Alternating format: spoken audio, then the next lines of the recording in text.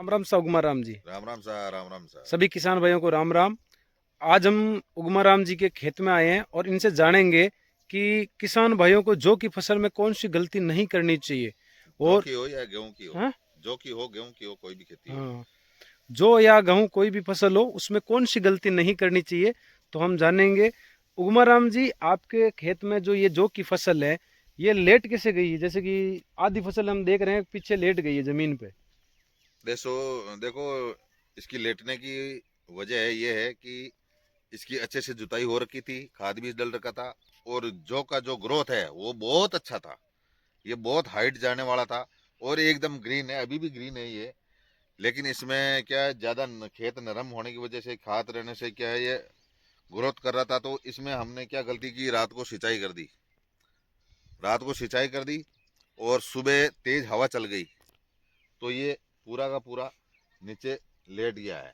तो इसमें ध्यान रखने वाली बात ये है कि जब ओलावृष्टि का समय होता है या तेज हवा चलने का जो मौसम होता है या तेज हवा चलने वाली होती है, उस टाइम पे सिंचाई नहीं करना है।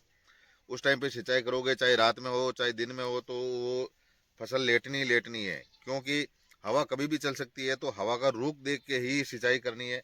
जैसे किसान भाई सोचते हैं कि हम रात को सिंचाई कर देंगे, रात को हवा नहीं चलेगी। हाँ ठीक है, अच्छी बात है, नहीं चलती भी है।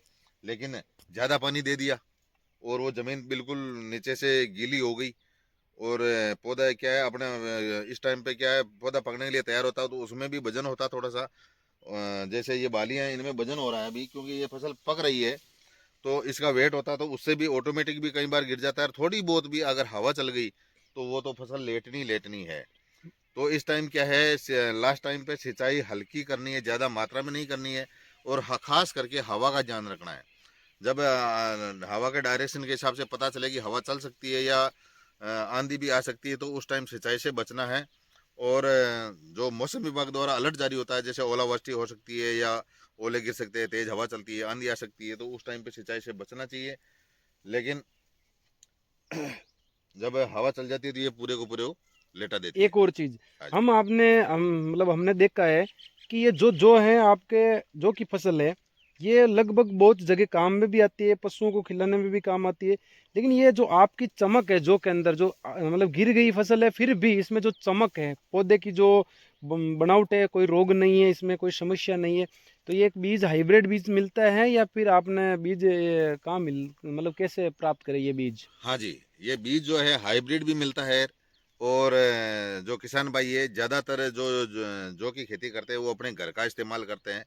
तो उसमें और हाइब्रिड बीज में थोड़ा अंतर रह जाता है, क्यों जो हाइब्रिड बीज आता है वो बराबर सेम बोल्ड टाइप का एक एक सेम क्वालिटी का आता है।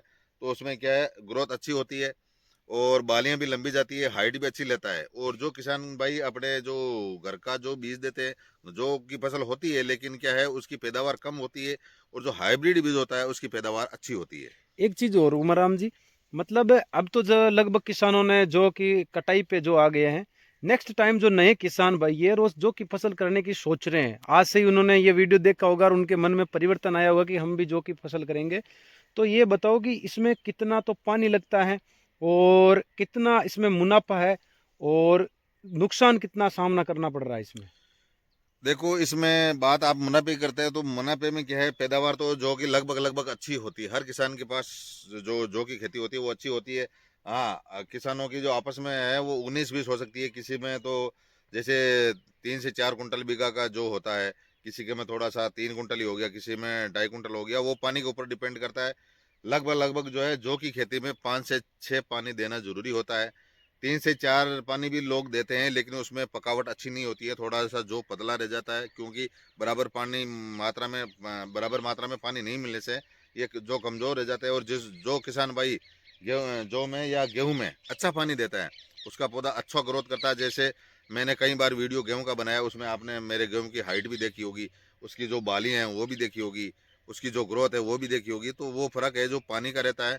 और उसके बाद क्या है, किसान भाई अपने खेत में जैसे गोबर खाद है या यूरिया खाद है या नाइट्रोजन है, फास्फोरस है, इसका इस्तेमाल करेगा, तो उसकी खेती तो अलग ही नज़र आएगी।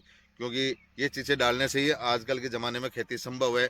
जो बिल्कुल ही यूरिया खाद या वो नाइट्रोजन फास्फोरस नहीं डालता है तो थोड़ी क्या है फसल कमज़ोर रहती है। और गोबर खाद फुल मात्रा में डालने से भी ग्रोथ पौधा अच्छा करता है और फसल अच्छी होती है। तो दोस्तों नमस्कार, आपने देखा गुमाराम जी ने जौ के बारे में पूरी जानकारी दी है। और कमेंट में आप बता सकते हो, पूछ सकते हो कि कौन सी फसल के बारे में वीडियो बनाना है।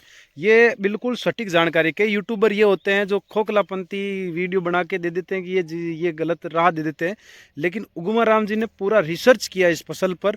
रिसर्च करने के बाद ये वीडियो बनाया है और पूरी जो जानकारी है वो साफ साफ किसानों को है कि बिल्कुल जो जानकारी है उसमें कोई हेर फेर नहीं है। कितना इन्होंने पानी दिया वो बिल्कुल राइट जानकारी दी है।